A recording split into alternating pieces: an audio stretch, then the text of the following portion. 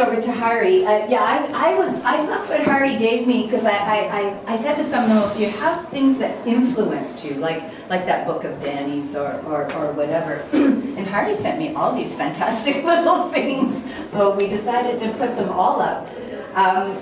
But I was wondering, Hari, if you might give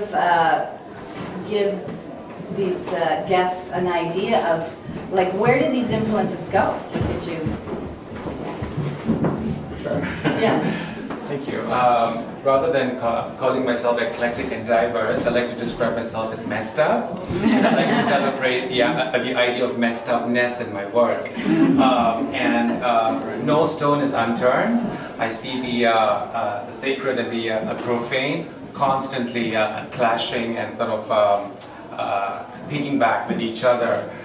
These three pieces which you see here are very much representative of my recent arc, coming from a very gendered form where it's very specific in terms of binary, in terms of males dancing specifically and females dancing specifically.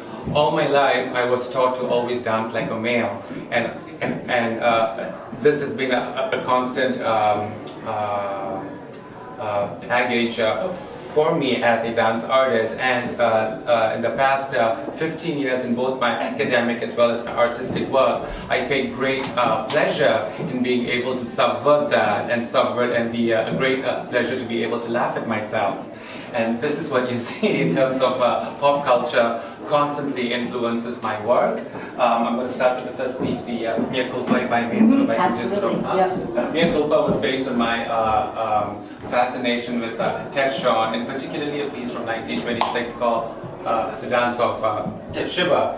And I was very interested in the idea of cultural appropriation. And when Christopher House had invited me to set a piece on Toronto Dance Theatre as part of 12 solos, this sort of manifested because my partner Rex bought me a dance magazine poster with the Ted Shawn image from 1928, and I thought how fascinating for me to use that as a base and talk about appropriation multifold, in which as an Indian dancer I'm appropriating an American Ted Shawn, appropriating a dancing Indian god, and appropriating that onto a Toronto Dance Theatre dancer. So it's multifold, and then we had the brocade costume and fishnet stockings as a kind of as a kind of final garb. The very so it's very interesting to see the idea of the way subways connect with Danny's work and with this work. Something about the subway that investigates the underground. Prima donna.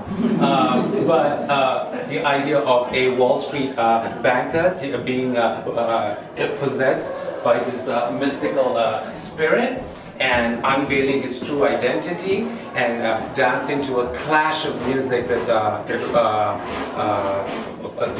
William Tell Overture with South Indian percussion overlaid on top of that, with a very, very cacophony of a movement taking from various disciplines.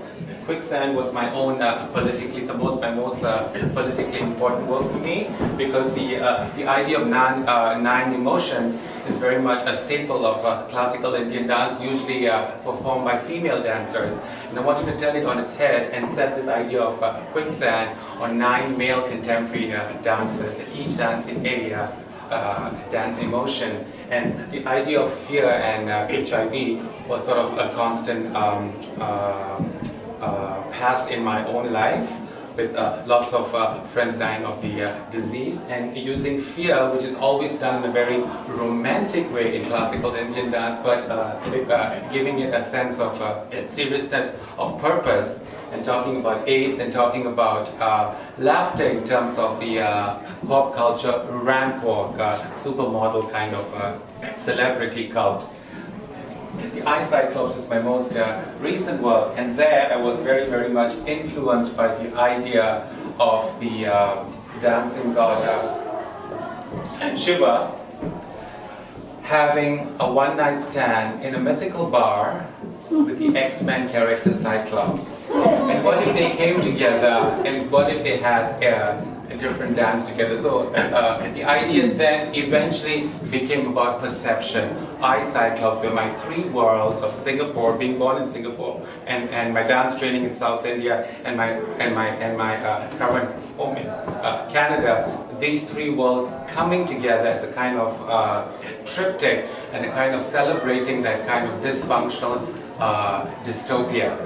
So that went into the idea of Cyclops. So I used many of these eclectic influences that inform my work and continue to inform my work to celebrate a sense of empowerment in terms of queer identity. Was that okay? Great, thank you. Absolutely. That's a lot of ideas. And that's what I found talking with Harvey. So many ideas all wrapped up in one.